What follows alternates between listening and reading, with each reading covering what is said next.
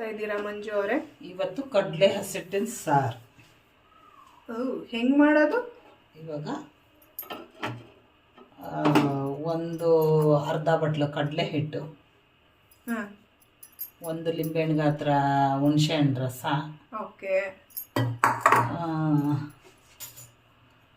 ಒಗ್ಗರಣೆಗೆ ಈರುಳ್ಳಿ, ಬೆಳ್ಳುಳ್ಳಿ, ಒಣಗಿರೋ ಮೆಣಸಿನ್ಕಾಯಿ, ಕರಿಬೇವಿನ ಸೊಪ್ಪು, ಟೊಮೆಟೊ, ಸಾಸಿವೆ, ಜೀರಿಗೆ ಹಾಕ್ಕೊಂಡು ಇವಾಗ ಒಗ್ಗರಣೆ ಹಾಕಿ. ಆಲ್ರೆಡಿ ಎಲ್ಲ ಕಟ್ ಮಾಡಿ ಇಟ್ಕೊಂಡಿದ್ದೀರಾ? ಇವಾಗ ಗ್ಯಾಸ್ ಹಾಕಿಕೊಂಡು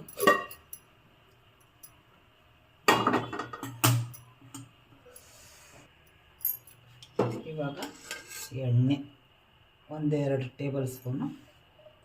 ಸೌಟ್ ಇದ್ದಂಗೆ ಐತೆ ಟೇಬಲ್ ಸ್ಪೂನ್ ಅಂತ ಇದ್ದೀರಾ? ನಾವು ಅದನ್ನೇ ಇಟ್ಕೊಂಡು ಎರಡು ಟೇಬಲ್ ಸ್ಪೂನ್ ಇಡಿಸುತ್ತೆ ಅದರಲ್ಲಿ. ಓಕೆ, ಎಣ್ಣೆ. ಇವಾಗ ಸಾಸಿವೆ, ಸ್ವಲ್ಪ ಸಾಸಿವೆ, ಗ್ಯಾಸ್ ಕಮ್ಮಿ ಮಾಡ್ಕೊಬೇಕಿಲ್ಲ, ಸಾಸಿವೆ ಸೇರುತ್ತೆ. ಸ್ವಲ್ಪ ಜೀರಿಗೆ,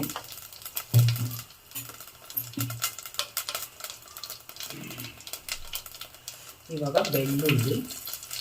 ಅದು ಬೆಳ್ಳುಳ್ಳಿ ಸ್ವಲ್ಪ ಬ್ರೌನ್ ಕಲರ್ ಬಂದರೆ ಅದರ ಟೇಸ್ಟ್ ಚೆನ್ನಾಗಿರುತ್ತೆ. ಇವಾಗ ಈರುಳ್ಳಿ,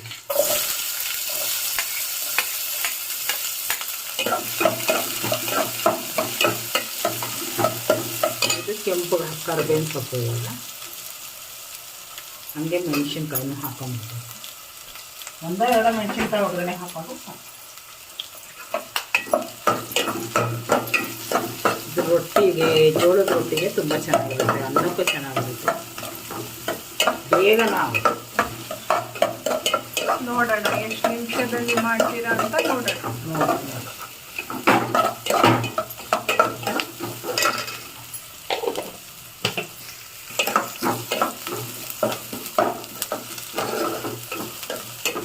ಇಷ್ಟು ಆದ್ರೆ ಸಾಕು, ಇಷ್ಟು ಬ್ರೌನ್ ಆದ್ರೆ ಸಾಕು.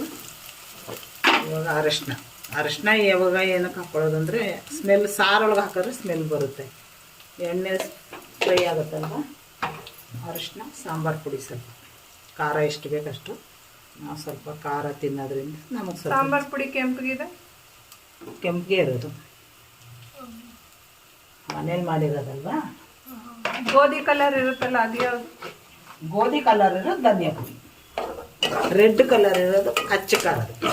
ಇದು ಸಾಂಬಾರು. ನಂಗೆ ಹೇಳಲೇ ಇಲ್ಲ, ಚೇಂಜ್ ಮಾಡ್ಬಿಟ್ರು. ಇದನ್ನು ಹಿಂಗೆ ಎಣ್ಣೆಲಿ ಫ್ರೈ ಮಾಡಿಕೊಂಡ್ರೆ ಹಸಿ ವಾಸನೆ ಎಲ್ಲ ಹೋಗುತ್ತೆ ಖಾರ.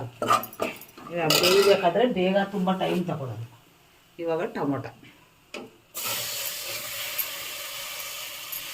ಅದಕ್ಕೆ ಟೊಮೊಟೊ ಹಾಕೊಂಡು ಚೆನ್ನಾಗಿ ಬಾಡಿಸ್ಕೊಬೇಕು. ಒಂದು ನಿಮಿಷ. ಟೊಮೊಟೊ ಹಾಕ್ಬಿಟ್ಟು ಉಪ್ಪು ಹಾಕೋಬೇಕು. ಉಪ್ಪು ಹಾಕ್ಕೊಂಡ್ರೆ ಸ್ವಲ್ಪ ಹಾಕೋಬೇಕು, ಬಾಡಿಸಾಗ ಇದರಲ್ಲಿ ಚೆನ್ನಾಗಿ ಫ್ರೈ ಆಗುತ್ತೆ. ಇವಾಗ ಇದು ಹುಣಸೆ ಹಣ್ಣು ರಸನೇ ಕಡಲೆ ಹಿಟ್ಟಿಗೆ ಹಾಕ್ಕೊಂಡು ಕಲಿಸ್ಕೊಬೇಕು ಚೆನ್ನಾಗಿ. ಗಟ್ಟಿ ಬರುತ್ತೆ, ನಿಮ್ಗೆ ಎಷ್ಟು ಗಟ್ಟಿ ಬೇಕೋ ಅಷ್ಟು ಮಾಡ್ಕೋಬೋದು. ಜೋಳದ ರೊಟ್ಟಿಗೆ, ಅನ್ನಕ್ಕೆ, ಚಪಾತಿಗೂ ಚೆನ್ನಾಗಿರುತ್ತೆ.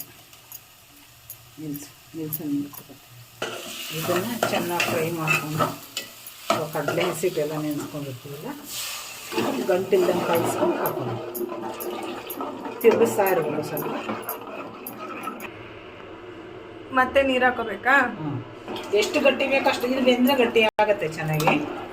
ತುಂಬ ಗಟ್ಟಿ ಆದರೆ ರೊಟ್ಟಿಗೆ ಅದು ಚೆನ್ನಾಗಿರುತ್ತೆ. ಅನ್ನಕ್ಕೆ ಬೇಕಂದ್ರೆ ಸ್ವಲ್ಪ ಸಾಂಬಾರು ಥರ ಮಾಡ್ತೀವಿ. ತುಂಬ ಅಂದರೆ ತುಂಬಾ ಚೆನ್ನಾಗಿರುತ್ತೆ.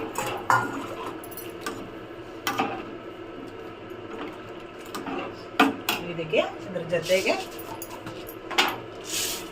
ಸ್ವಲ್ಪ ಕಡಲೆಬೇಳೆ. ಒಗ್ಗರಣೆಗೆ ಹಾಕ್ಬಾರ್ದು ಅದು? ಅದು ತಿನ್ನಕ್ಕೆ ಚೆನ್ನಾಗಿರುತ್ತೆ. ಕಡಲೆ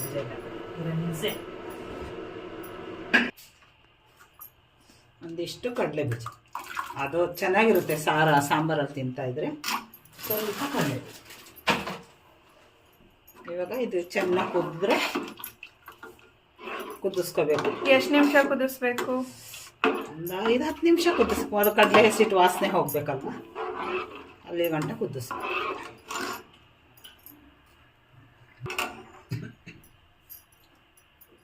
ಉಪ್ಪು ಆವಾಗಲೇ ಕಮ್ಮಿ ಹಾಕಿದ್ವಲ್ಲ, ಈಗ ಇನ್ನೂ ಸ್ವಲ್ಪ ರುಚಿ ನೋಡಿಕೊಂಡು ಉಪ್ಪು ಎಷ್ಟು ಬೇಕು ಅಷ್ಟು ಇವಾಗ ಚೆನ್ನಾಗಿ ಕುದಿಸಿದ್ರೆ ಮುಗೀತು, ಬೇಗ ಆಗುತ್ತೆ. ಅರ್ಜೆಂಟ್ ಸಾರು. ಧನ್ಯವಾದಗಳು. ಕುದಿಸ್ಕೋಬೇಕು, ಬಿಸಿ ಬಿಸಿ ಅನ್ನ ಮಾಡ್ಕೋಬೇಕು ಅಂತ ಇದ್ರೆ ತುಂಬ ಚೆನ್ನಾಗಿರುತ್ತೆ. ನೀವು ಒಂದ್ಸಲ ಟ್ರೈ ಮಾಡಿ. ರೆಡಿ ಆಯ್ತಾ ಸಾರು? ಸಾಂಬಾರು ರೆಡಿ.